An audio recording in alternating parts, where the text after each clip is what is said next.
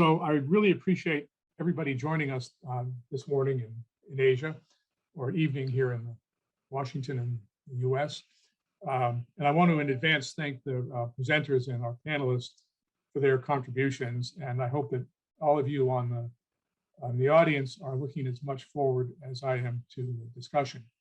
So all that said, let me invite Meghan Nalbo to start us off describing the dramatic federalism launched with the agreement to the 2015 Constitution. Meghan's going to share a screen, so we'll take a second to do that, and then off we go. So thank you again. Meghan. Thank you so much, Chaz. Thank you. Bishnu, are you able to share screen? Okay, great. So while that comes up, thank you so much for your time today. We hope that you have been able to participate in the last few days, but this it's not a prerequisite, as they say. And the previous few days, as Chaz was suggesting, have allowed participants to really get a perspective on the overall framework, some of the academic literature, and some of the macro frameworks that we look at decentralization across Asia. We, as I understand it, have been invited from the Asia Foundation, looking at both from, as they say, practitioners' perspective, as well as Bishnu and I coming as longtime observers, as well as participants in Nepal's various transitions over time. So we will focus more heavily on our experiences, what we're seeing on the ground, what we're hearing, and then to the extent that we have data we think will be available or will be of value to you, we will share that. I also see that participants are from, although you can't see it, from varied backgrounds. So we will entertain a little bit of time in the background as the outline suggests. We'll go over a quick overview and context, look at the promises of the Constitution, then Bishnu will walk us through some of the key milestones over the past 6 years since the Constitution, 4.5 years since the elections. And then what does it mean? What does it mean to the general public? We'll walk through what we've seen, some of the most salient pieces of what it means to various levels of government, and then take you through a look forward. So as we look through the,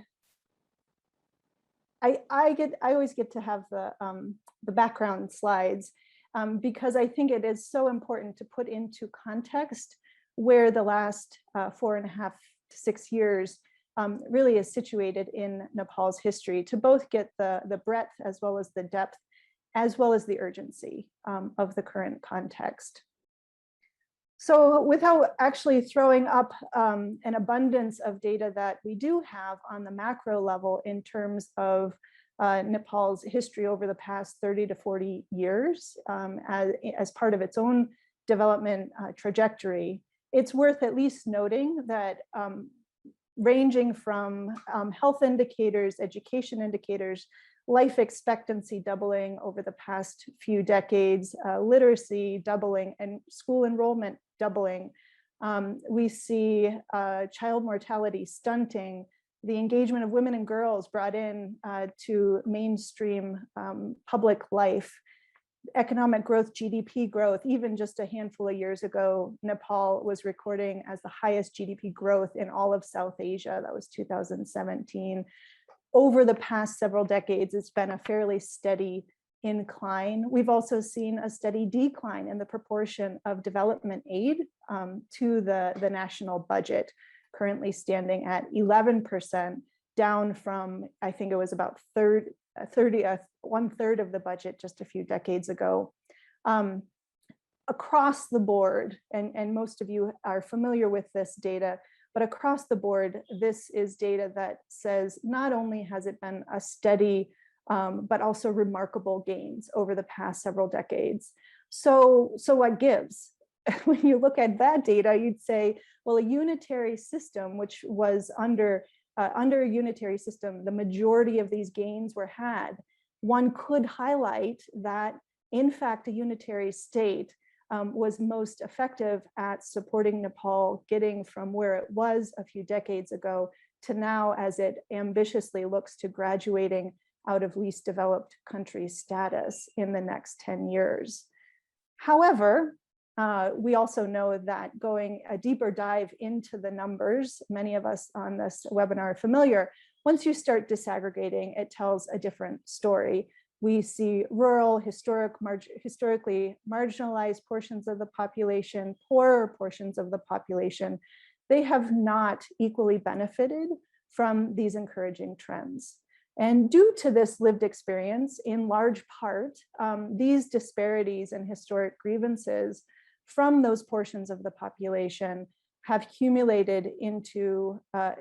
accumulated into demands for increased participation, increased inclusion in the decision-making process, as well as the fruits of development itself. Ultimately, that resulted in a 10-year civil conflict, which concluded over 10 years ago, almost 15 years ago. So then the question became, well, what do we do about this? The unitary state does much for many, and yet good enough, that it's clear the people of Nepal said good enough is not, in fact, good enough. And the development challenges remain. Nepal still has upwards of even a fourth of the population that still, depending on which data, which measure you use, are calculated in, qualify as in poverty. So then we look at, well, if the governance system needs to change, let's turn to the worldwide governance indicators. We know that these are aggregate indicators. They pull from a number of different sources, but it gives at least an overall snapshot of what have the governance trends in Nepal look like through these political transitions. On the whole, most of these indicators suggest that if you just look at where the numbers are, that it's too early to tell. And that not even 5 years since the elections under the current constitution, it's just too early to tell. It is notable and not surprising that the transition from a unitary state is one that has not yet seen a rise back to historic levels of effective governance. That one remains very low. Both voice and accountability indicator and political stability indicator have been on a steady rise since the end of the conflict, though interestingly, only the former has reached levels higher than prior to the conflict. So where does that now, 6 years after, almost to the date after the promulgation of the Constitution, where does that leave us? Very quick snapshot, the obligatory slide that just takes note of the fact that Nepal, this is not Nepal's, as they say in my part of America, this is not Nepal's first rodeo. This is a reminder that even in the 50s, Nepal first attempted a democratic governing system more substantially, as those of us that work heavily in the field, I hear often the 1990s was a heyday of local government. The 90s, there is a history of local government, and yet Nepal is still the most recent, newest federal country in the world. And so from the grievances of the past represented in some of the data shared in the last couple of slides, there was a deliberative process of drafting the new constitution that needed to speak to fundamentally two key promises. And there's many promises in the constitution, but today we'll highlight these as being critical as we evaluate the decentralization state of play and where it's going in Nepal. And that is a promise of devolution of power, not only to bureaucratic governing, which is what the majority of pre-constitution saw, but also political devolution of power. And then the second, of course, is a promise of inclusive society and development, clearly responding to the historic discrepancies in the fruits of decision-making and development itself. The last year, and we'll get into this a little bit later before I hand it over to Bishnu, just to note that the Constitution is still an experiment. Will federalism, will decentralization actually respond to the historic needs, or is in fact a unitary system more effective at meeting the needs of Nepal, present day Nepal? The last year has been testament to this with the political transitions and the number of times the Supreme Court has ruled on the Constitution and the constitutionality of political decisions. COVID itself, I'm sure we'll have time to discuss this later, has also pushed, is this the moment where federalism falls apart? That's a conversation we've certainly heard in Nepal, and we can speak to that in a minute. But for now, why don't I hand it over to Bishnu to walk us through some of the key milestones and what those milestones represent for those within the system. Bishnu, over to you. Thank you, May. I believe, as Meg has just outlined, and what we're sharing here is not necessarily new, but these are observations that we collected both from our own work and also the assessment reviews and analysis that we have been tracking that were done by ourselves at the foundation and others. So at the macro level, what we see since 2015 is a trajectory which is heading towards the right direction in terms of implementing the provisions of this new governance system that envisaged by the Constitution. So what we have in this time so far is the vision for the new structures, the administrative and political structures had been completed both at the federal, province, and at the local level, such as creating those 7 provincial structures, as well as bringing down over 4,000 of local government units that we had since 90s down to 753, which were completed quite successfully, even though there were some issues in terms of the rationale as well as the adequacy of the numbers. However, that exercise itself, given the context, we believe were completed successfully and peacefully. And similarly, the first round of phases elections for these political and administrative units were completed, organized quite successfully, peacefully, and the handover of the power to these new structures were observed as quite successful. And since the elections, what we also have noted in terms of the structures and the institutions is the necessary policy, legal, and policy structures have been completed. So in other words, both the federal, provincial, and local units, local government, have the bare minimum necessary administrative, policy, and legal framework in place for them to begin operating under this new system. That might not be sufficient, but these provide the first necessity grounds. Moving into some other more in-depth progress as the, again, key milestones towards implementing this system. The definition or unbundling of the function that were divided and proposed devolution by the Constitution, an exercise which was necessary and the Constitution has left for the implementer and the Parliament. That exercise to some extent has begun, and similarly accompanying sets of legal framework and laws that would further define the division of function, as well as creating this new operating structure where the levels of government, sphere of government are expected to come together and interact and cooperate with each other. Those necessary legal instruments and the structures have been created by this legal framework, and such as the time-bound harmonization of large sets of federal laws. The other issue that was a huge topic for the last 4 or 5 years is the restructuring of the civil servants, over 80,000 civil servants.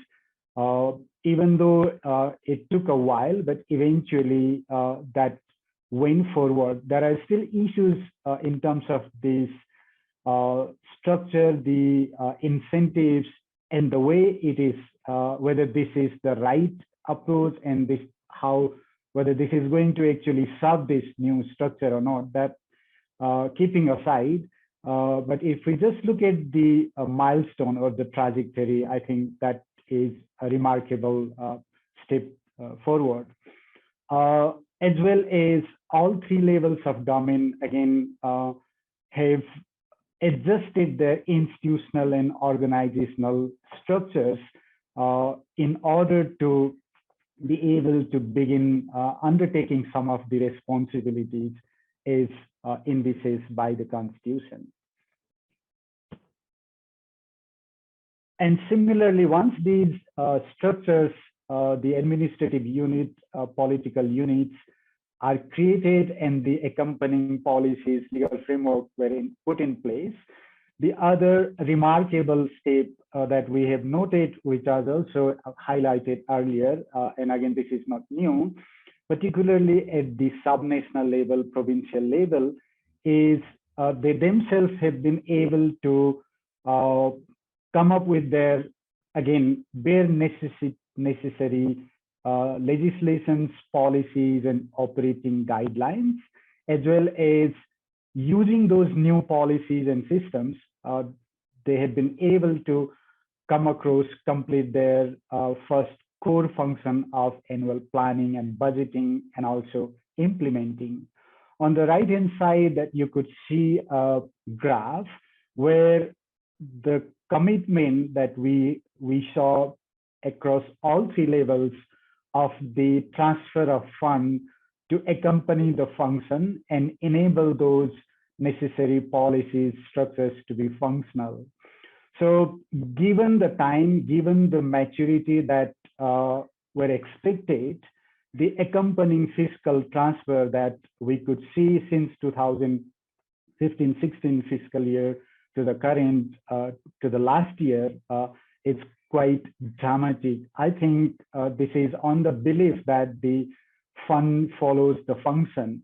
So the functions are yet beginning to be transferred, delegated, and devolved. The first major milestone that we have noted consistently since 17-18 fiscal year is a steady rise. So the proportion of the expenditure that are expected at the subnational level, provincial level, is rising, even though in comparison to the federal, it is not that high. The federal has still higher responsibility or accountability of making that expenditure. However, looking at the base where we started, when we had about 5-6% of expenditure occurring at the local level, to rise to above 20% and around 30 is, I think, a significant milestone. So what does all of these mean for the common Nepali people? What do it mean?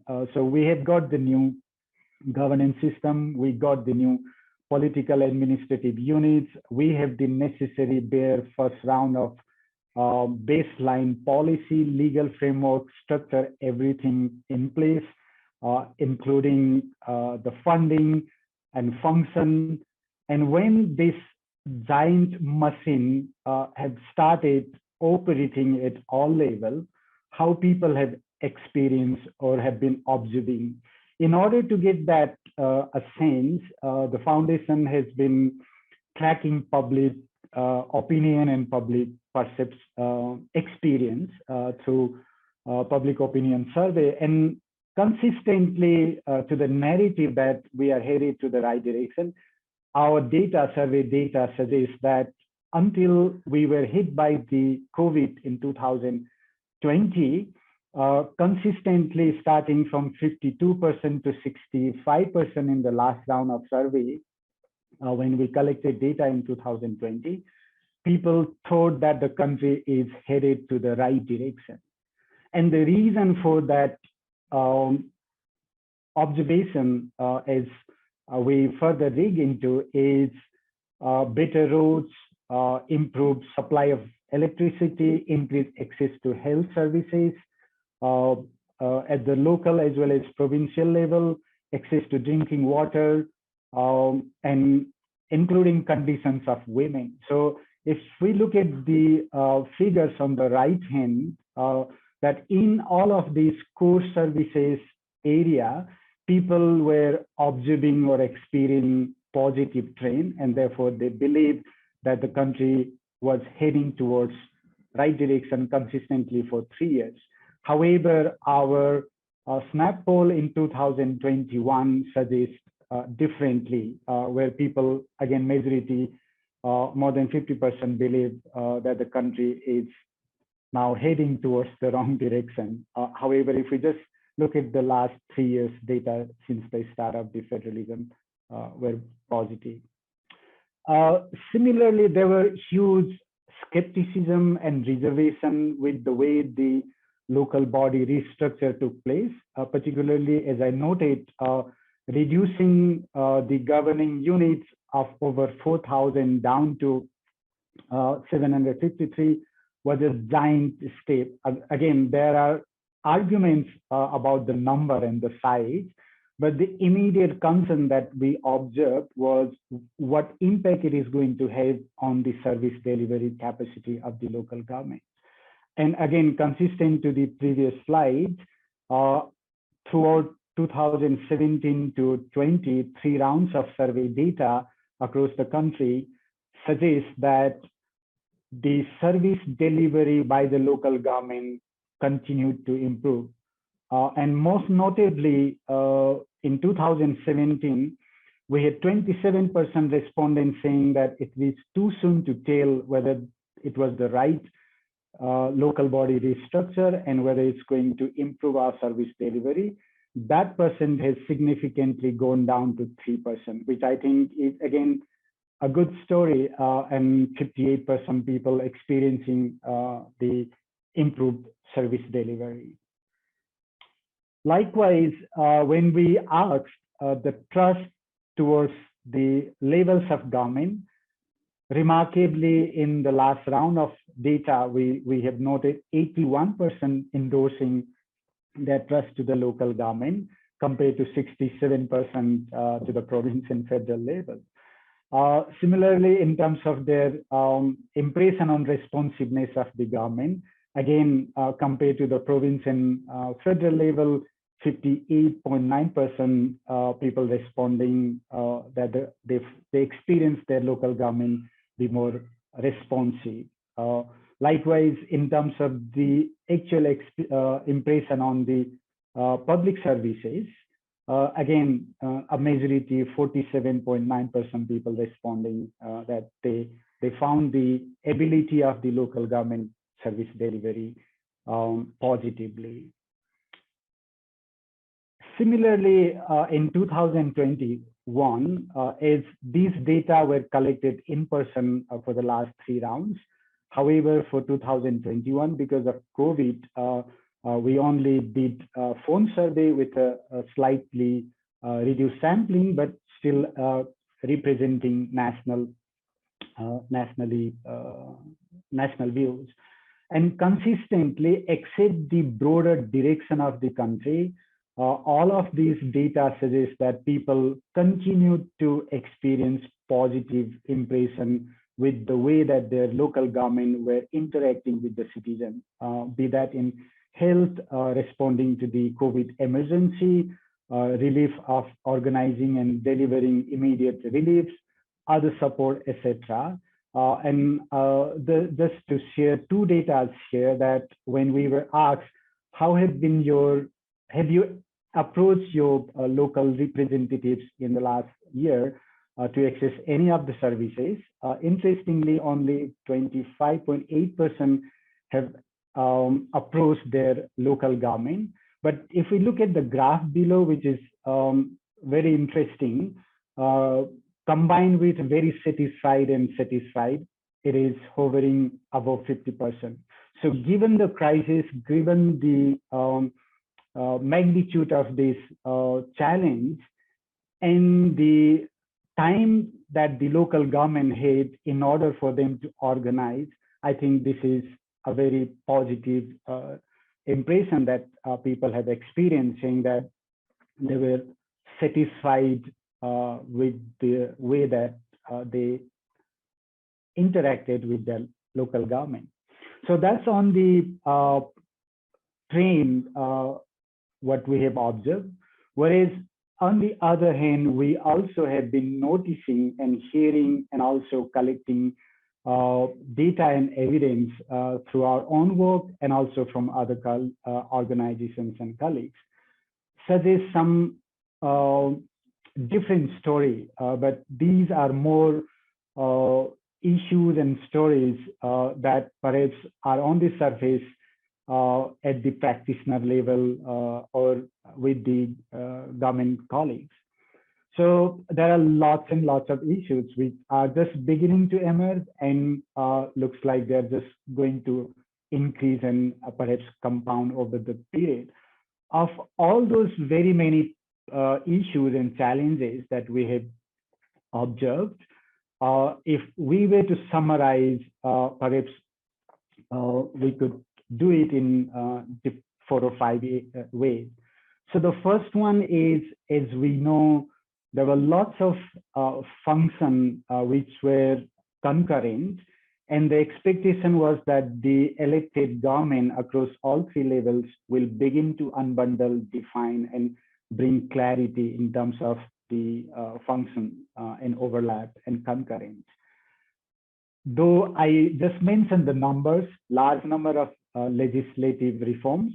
However, when we look at took a closer look to these laws, for example, when we did a first round of about 6 laws, and secondly, again, about 15 federal level legislations, when we reviewed, what we found was there was lack of progress in actually those laws defining the function between across the level of government. And also doing those exercise, again, setting up those institutions and the parameters and the processes is against the expectation of the Constitution. We noted and we observed and we found data that there were very limited consultations between the province, between the subnational level and the federal level, though the Constitution has very clear expectation that there would be coordination, collaboration, and they will exist with the belief of a coexistence. It's complementary.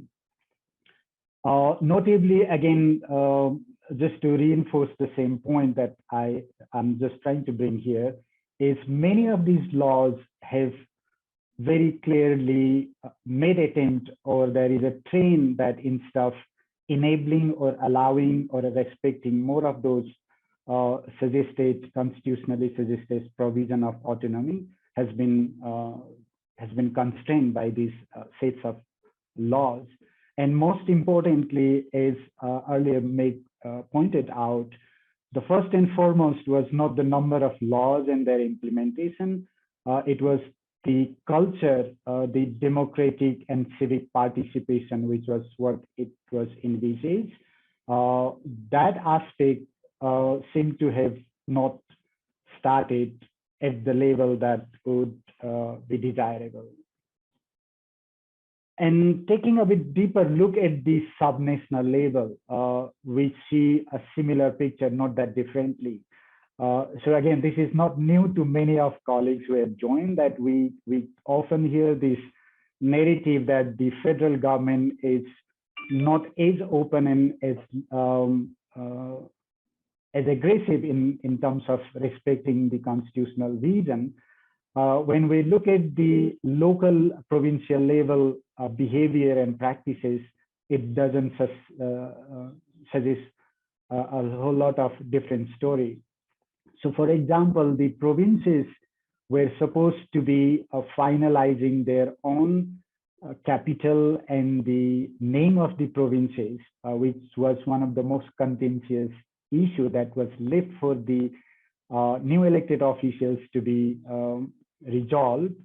What we have noted or what we have observed is the provincial assembly, the provincial political leaders themselves not being prepared and negotiate and deliberate and be able to take that autonomy. Rather, we saw a pattern of, again, looking for support and seeking lending support from the federal government in resolving those issues. And again, if we take a closer look to the way that the mandates being given to the subnational level, even though, as I noted, the volume of funding, fund transfer has gone up, but that is not sufficient given the amount of mandates being transferred. So, for example, since the onset of COVID, there were over 24 of circular guidance directives being issued to subnational level with the expectation that they would be implementing them. But when we took a closer look, they were not accompanied by funds. The other topic, though the first leg of this restructuring of the staff been completed, but do they meet the expectation? Do they meet the desired level of function at the local level? Again, we have yet to see a satisfactory level of progress. So, for example, at the provinces across 7 for the last 3 years, there is consistently understaffed. So is the case with the local government.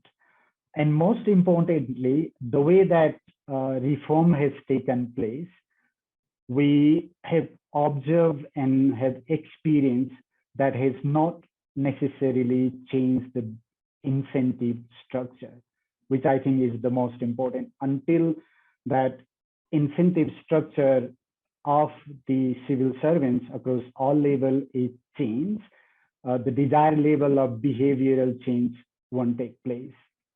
And last, but the most important issue, whether this new governance structure is going to be sustainable, functional. There are lots of questions, and there is this vision eventually, the expected level of autonomy and the independence of the subnational government would be attained. However, if we look at the resource, the revenue base, it is so meager. And on average, both the province and the local, they rely heavily on the federal transfer. So as the on-source revenue base is very low. And this is just an example of the, this is data from the current fiscal year budget, where again, what we have noted is the overall volume of transfer ratio of the transfer has increased. However, if we look at the category of transfer, there is a very interesting contrast where what the local level, what the subnational level would like is more discretion, more autonomy, more freedom to the fund that they receive. However, the data suggests that these continue to be transferred with earmark, with condition. So if we look at the first row, the conditional grant, which is an earmark transfer, constitute the largest volume of the transfer from the federal compared to the equalization. So if we add up the special, which is again an earmark, and the conditional, that outweigh the equalization. So even though you receive the fund, you receive the function, but these data indicate that the kind of autonomy and freedom in order for the subnational government to be independent and autonomous is, I think, still questionable. So with that kind of contradictory picture, I would like to pass back to Meg to summarize our concluding observation and final thoughts. Over to you, Meg. Thanks so much. Thank you so much, Bishnu. Afford us just two more slides, and I will go through them quickly because I suspect that they will we'll have more discussion on these points. So above all of the above, so if we come back out, what are we seeing and what kind of catches our attention? I don't mean to suggest concern, but where are we focusing a lot of our attention? And when Bishnu and I and others on our team were discussing this, and we do on a regular basis, as you can tell, but in preparation for this, 3 points really stood out for us to at least highlight for further discussion. One is around political imperatives, the political drive or ownership. One thing we hear and we see at all levels of government, in particular the local and provincial, is a degree of uncertainty around top line leaders' ownership of the process.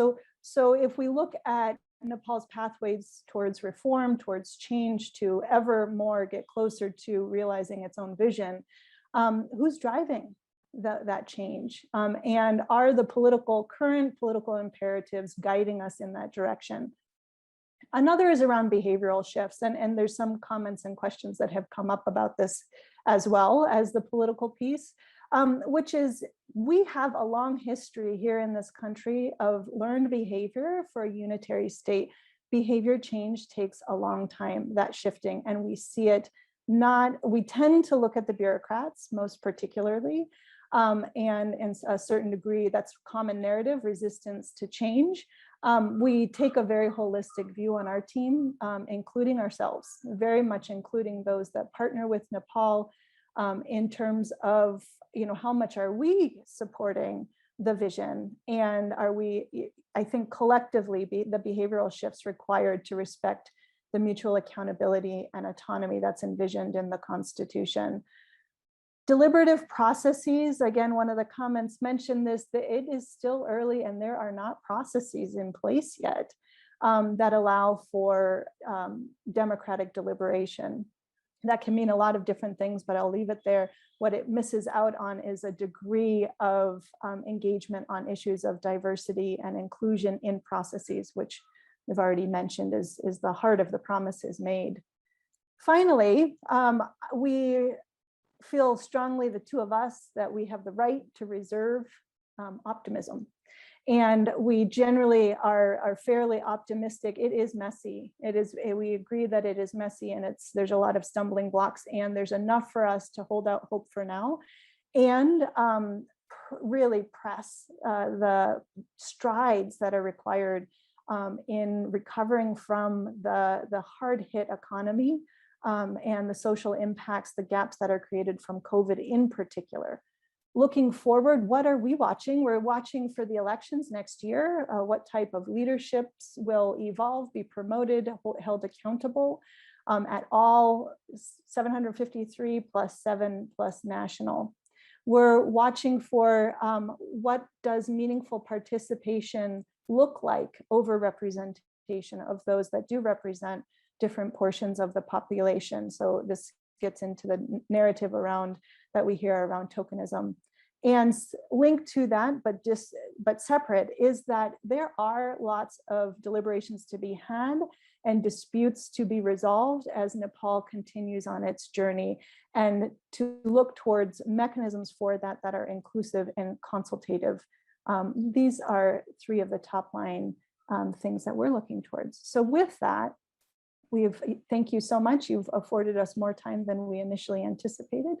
And I will pass it back over to you, Chaz.